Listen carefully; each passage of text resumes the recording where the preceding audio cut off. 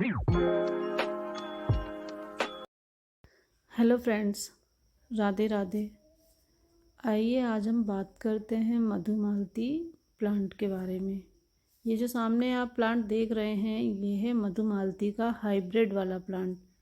ये प्लांट भी दो वैरायटी में आता है, एक होता है हाइब्रिड मधुमालती और एक होता है देसी वाला। ये जो है ये हाइब्रिड है। देसी वाले मधुमालती प्लांट के जो फ्लावर्स होते हैं वो सिंगल पेटल में आते हैं, और जो हाइब्रिड मधुमालती होता है उसका जो फ्लावर्स होता है वो डबल पेटल में आता है, और दोनों ही अपनी जगह पर बहुत खूबसूरत लगते हैं। और ये जो प्लांट है ये पूरे विंटर डोरमेंसी में रहा, इसकी ग्रोथ नहीं हुई, ये एक जगह रुक गया बिल्कुल से। और हमें दोबारा से इसमें फ्लावरिंग और दोबारा से इसकी ग्रोथ पाने के लिए हमें मधुमालती प्लांट में कुछ इम्पॉर्टेंट वर्क करने पड़ेंगे, क्योंकि ये एक समर प्लांट है।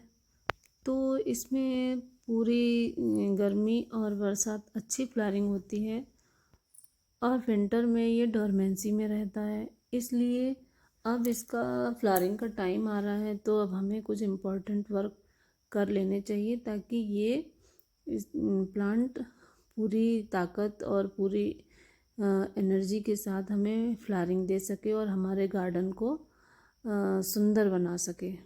तो आइए वीडियो को शुरू करते हैं।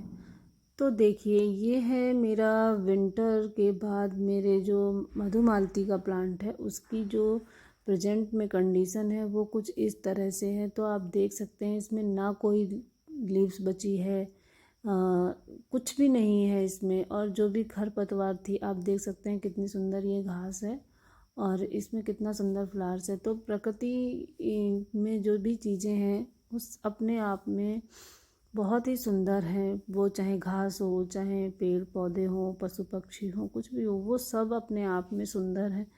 तो ये जो घास थी ये इसको भी निकालने का मेरा मन नहीं था, लेकिन मैंने निकाल दिया क्योंकि मुझे अपने मेरे मधुमालती प्लांट में फर्टिलाइज़र प्रोवाइड करना है, तो मुझे वो निकालना पड़ा। तो मैं मेरे मधुमालती प्लांट में अभी गुड़ाई करके इसकी थोड़ी मिट्टी निकालूंगी। अभी ये मधुमालती का जो प्लांट है ये रूट बाउंड नहीं हुआ है, तो मुझे इसकी रिपोर्टिंग की ज़रूरत नहीं है। अगर ये रूट बाउंड हो चुका होता तो मैं इसे रिपोर्ट भी करती। और मैं ये जो सूखे हुए पत्ते और सूखी हुई टहनियाँ हैं, मैं इनको चेक कर रही थी, चेक करके इनको कट कर रही थी, क्योंकि अगर जो सूखी हुई हैं उनको निकाल देंगे और जो ग्रीन वाली रहेंगी उन्हीं को मैं छोड़ूंगी, क्योंकि न्यू ग्रोथ जो है वो ग्रीन में ही होगी, क्योंकि सूखी वाली में ग्रोथ नहीं होगी। और अगर सूखी वाली लगी रहने दूंगी तो वो भी आगे जो ग्रीन टहनियाँ हैं उनको भी सुखाती रहेंगी। इसलिए वो जो सूखी हुई हैं उनको मैं निकाल रही हूँ।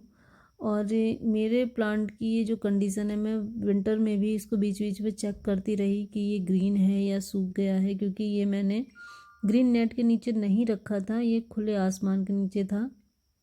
तो इस वजह से भी कुछ इसकी कंडीशन ऐसी है, क्योंकि मेरे पास ना प्लांट काफ़ी सारे हैं, तो मैं सबको ग्रीन नेट के नीचे नहीं रख सकती हूँ। कुछ ही पौधे मैंने ग्रीन नेट के नीचे लगाए हुए थे। जो प्लांट पाला बिल्कुल बर्दाश्त नहीं कर सकते थे उन प्लांट को मैंने ग्रीन नेट के नीचे लगाया हुआ था। और मधुमालती प्लांट जो है ये परमानेंट प्लांट होता है, बस विंटर्स में ये फ्लावरिंग नहीं करता है। वैसे ये परमानेंट प्लांट है, तो मैंने इसको ग्रीन नेट के नीचे नहीं रखा हुआ था, तो इस वजह से इसकी सारी लीव्स जो हैं वो सूख गई और टहनियाँ भी कुछ सूख गई हैं। लेकिन अभी भी ये हरा है, मतलब इसकी जो मेन ब्रांच है वो हरी है। तो इस वजह से मैं अपने प्लांट में फर्टिलाइज़र दे रही हूँ कि आगे ये ग्रोथ अच्छी करे, और इसका मैं रिज़ल्ट भी आपको दिखाऊंगी अभी आगे। तो मैंने जो एक्स्ट्रा सॉइल थी जितनी मुझे निकालनी थी वो मैंने निकाल दी है, और अब मैं इसमें थोड़ी फंगीसाइड ऐड करूँगी। फंगीसाइड से हमारे प्लांट में फंगस वगैरह का ख़तरा नहीं रहता है। और इसके बाद मैं मेरे प्लांट में गोबर की खाद जो मैं हमेशा देती हूँ, गोबर की खाद नीम खली मिक्स करके मैं दोनों दे रही हूँ अपने प्लांट में। गोबर की खाद में सारे वो माइक्रो न्यूट्रिएंट होते हैं जो हमारे प्लांट को चाहिए, क्योंकि गोबर की खाद सबसे बेस्ट ऑप्शन होता है। और मेरे पास गोबर की खाद हमेशा मैं रखती हूँ, इसलिए मैं दे देती हूँ अपने प्लांट में। अक्सर मैं गोबर की खाद ही देती हूँ। और इसके साथ मैं इसको और ताकतवर बनाने के लिए एप्सम सॉल्ट का भी यूज़ कर रही हूँ। और एप्सम सॉल्ट हमारे प्लांट के लिए बहुत अच्छा होता है। अगर हम अपने प्लांट में एप्सम सॉल्ट का यूज़ करते हैं तो हमारे प्लांट की रूट्स और लीव्स बहुत अच्छी रहती हैं। ये सारे फर्टिलाइज़र देने के बाद हम अपने प्लांट में अच्छे से पानी देंगे। लेकिन अगर आप चाहें तो आप इसमें अपने डीएपी के कुछ दाने भी दे सकते हैं।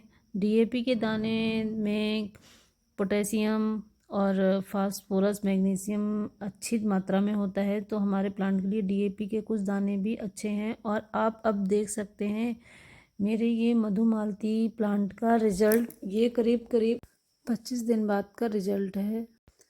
एक टाइम मुझे लगा कि मेरा ये मधुमालती का जो प्लांट है ये शायद सूख जाएगा, लेकिन इसकी जो मेन तना है ये ग्रीन था। और मैं टाइम टाइम पर इसे चेक करती रही थी, नाखून से थोड़ा इसकी खरोच कर इसे मैं चेक करती रही, तो ये ग्रीन ही था हमेशा। तो एक उम्मीद ये थी कि हाँ, हो सकता है इसमें लीव्स आ जाएं। और ये रिज़ल्ट आपके सामने है। करीब ये 25 दिन बाद का रिज़ल्ट है। तो रिज़ल्ट काफ़ी अच्छा है और अब ग्रोथ और अच्छी हो गई है। जब मैंने ये वीडियो बनाई थी तो ये शुरू की ग्रोथ थी और अब ये प्लांट में काफ़ी बड़ी बड़ी लीव्स हो गई हैं। तो अब मुझे लगता है कि ये जो मेरा प्लांट है ये मेरे गार्डन को एक बार फिर से फूलों से भरेगा और सुंदर बनाएगा। अगर आप मेरे चैनल पर नए हैं तो प्लीज़ चैनल को सब्सक्राइब कीजिएगा, बेल आइकन प्रेस कीजिएगा। मेरी वीडियो अगर आपको अच्छी लगती हैं तो प्लीज़ लाइक कीजिएगा, कमेंट कीजिएगा। मिलते हैं नेक्स्ट वीडियो में। Thanks for watching.